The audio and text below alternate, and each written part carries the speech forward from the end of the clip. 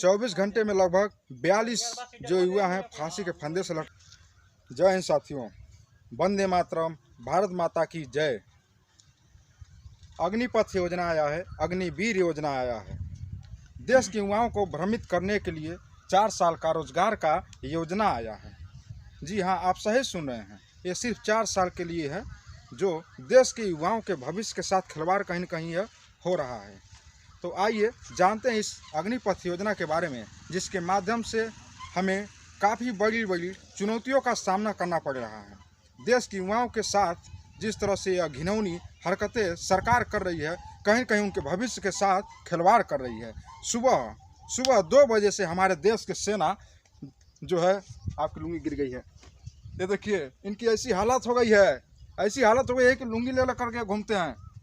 सुबह शाम दिन दोपहर नहीं देखते हैं, जब भी मौका मिलता है लुंगी को उठाते हैं और मारते हैं। उसके बाद से 1600 पान डाउन मारते हैं ये देश की युवा। इनके साथ यही नहीं, हाँ, जितना इंडिया में युवा हैं, हाँ, पूरे युवा जो हैं, हाँ, दिन और दोपहरिया नहीं देखते हैं। अच्छा, हम ही नहीं केवल। बताइए, यहाँ की युवा जो भी युवा हैं वो बता रहे हैं कि दिन दोपहरिया रात झरिया कुछ भी नहीं देखते हैं, सिर्फ देखते हैं भारत माता की सेवा करने का जोश जुनून और जज्बा उनके अंदर एक ही, जो उन्हें हमेशा दिन रात संघर्ष करने के लिए मजबूर किया हुआ है। और ऐसी स्कीम आई है, 4 साल की स्कीम, जो आने वाले समय में देश की युवा के भविष्य के साथ खिलवाड़ कर रही है। इस स्कीम के बारे में थोड़ा हम आपको बता देते हैं। इस स्कीम में है, पहले साल जो है आपको सैलरी की बात करते हैं, जो भर्ती की प्रक्रिया है पहले जैसे थी, एकदम सेम पहले जैसे ही है। अब इसमें वायु और नेवी और थल सेना, इसमें तीनों जो सेनाएं हैं, इसमें आप 4 साल तक ही अपनी सेवाएं दे सकते हैं। तो इसमें जो सैलरी की बात है, पहले सैलरी की बात कर लेते हैं। आपको पहले साल जो है 30 हज़ार दिए जा रहे हैं, उसको से दूसरे साल में 33 हज़ार दिए जा रहे हैं, और तीसरे साल में 36 हज़ार दिए जा रहे हैं, और चौथे साल में जो है आपको 40 हज़ार दिए जा रहे हैं। इस तरह से लगभग आपको 20 उसके हेर फेर में पहुंच जा रहा है, जो आपको 4 साल में इससे सैलरी मिलने वाली है। यदि 20 लाख यदि आपको मिल भी जा रहा है, इसमें कुछ फंड वन कट रहा है, तो वही 4 साल में यदि आपको रिटायरमेंट भी दिया जाता है तो लगभग वही मान के चलिए 30 से 40। यदि रिटायरमेंट दिया जाता है तब, नहीं तो रिटायरमेंट नहीं दिया जाता है तो 10, 12, 15 के एवरेज में ही आप सिमिट कर रह जाएंगे। देश की युवा जो सेना में जाना चाहते थे, जो सुबह शाम और रात दिन एक करके मेहनत करते थे, उनके भविष्य के साथ जो इस तरह से घिनौनी हरकत कर रहे हैं सरकार, इस समय काफ़ी निंदनीय है। तो हम बताना चाह रहे थे, उसमें जो है सैलरी की बात कर रहे थे, सैलरी की। तो इतने कम पैसे में वो अपने भविष्य में अपनी बहन की, अपनी माँ बाप का सेवा किस तरह करेंगे, वही समझ पा रहे होंगे। और देश का युवा वर्ष 15 साल से ही एनसीसी ज्वाइन कर लेता है, और 5 सालों तक लगभग एनसीसी में अपना वो संघर्ष करता है। यदि 5 साल का एनसीसी करके 4 साल का ड्यूटी करेगा, देश की सेवा करेगा, तो वो क्या करेगा? कुछ भी नहीं करेगा। इससे बढ़िया, इससे बेहतर होगा, जिस तरह फ्रांस और इजराइल में 1 साल हर नागरिक को जो है आर्म फोर्स में रहना जरूरी है, और आर्मी की ट्रेनिंग लेना जरूरी है हर नागरिक को। उसी तरह भारत में अलाउंस कर दिया जाए, ताकि हर नागरिक जो है आर्म फोर्स से संबंधित रहे, और आर्म फोर्स की जीवन क्या होते हैं उसे समझे, और आर्म फोर्स के जो ट्रेनिंग है उससे भी वो गुजरा रहे, ताकि आवश्यकता अनुसार देश के लिए वो मर मिटने के लिए तैयार रहे। हम बताना चाहते हैं, मान लीजिए यदि कोई बच्चा है, 4 साल तक संघर्ष किया आर्मी फोर्स में या नेवी में, किसी में 4 साल तक सरकारी नौकरी किया, उसके बाद से यदि मान लीजिए रिटायरमेंट हो जाता है, रिटायरमेंट के बाद से उसमें 25% आप फिर पुनः आर्मी में रख रहे हैं।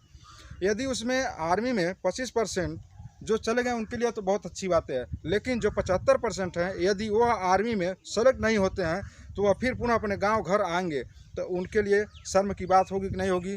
लोग पूछेंगे, लोग कोसेंगे, कुछ तो कमी थी जरूर, हाँ, कुछ तो कमी थी कि यह 25% में नहीं आया है।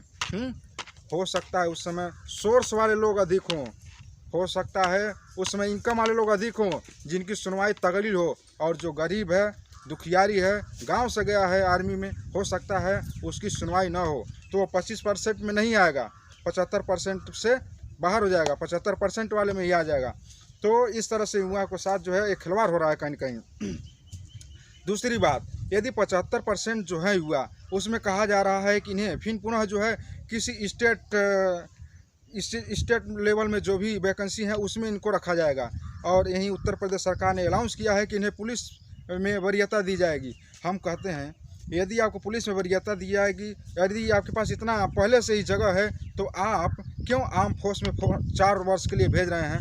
क्यों नहीं आप एक लिमिट में ही आर्म फोर्स में बच्चों को भेजें, ताकि वह पूरा उसमें अपना योगदान दे सकें और अन्य वैकेंसी में जो बाकी बच्चे हैं उनको कॉम्पिटिटिव माध्यम से जो है उन्हें भेजा जाए वहाँ पर।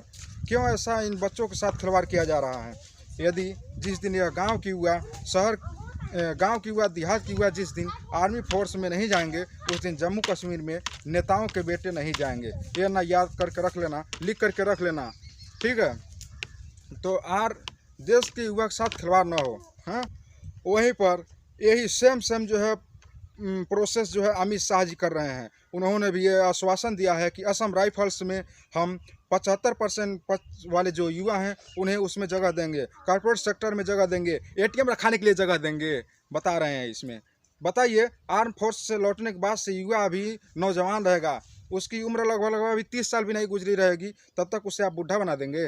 युवा कम से कम 40 साल तक एकदम बढ़िया मैच खेलता है, उसे आप बुढ़ा बना देते हैं? हाँ, कम से कम 40 साल तो उसकी उम्र उसमें गुजरना चाहिए आर्म फोर्स में। उसके बाद उसे रिटायरमेंट जो है देना चाहिए। उसके बाद से जहाँ भी आप जिस सेक्टर में लगाना चाहते हैं उसे लगा दीजिए, कोई दिक्कत नहीं है, लेकिन उसके पहले आप ऐसा कोई भी कदम मत उठाइए, नहीं तो देश का युवा आग बबूला हो जाएगा और अग्निपथ पर चलना जिस दिन शुरुआत कर देगा, उस दिन आपको उस पथ तक पहुँचा देगा जहाँ आप पहले थे।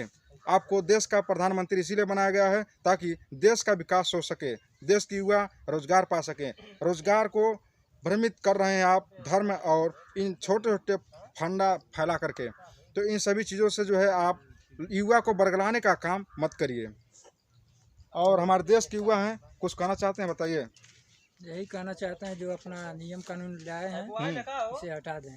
अच्छा, तो युवा जो भी हैं 24 घंटे में लगभग 42 जो युवा हैं फांसी के फंदे से लटक चुके हैं।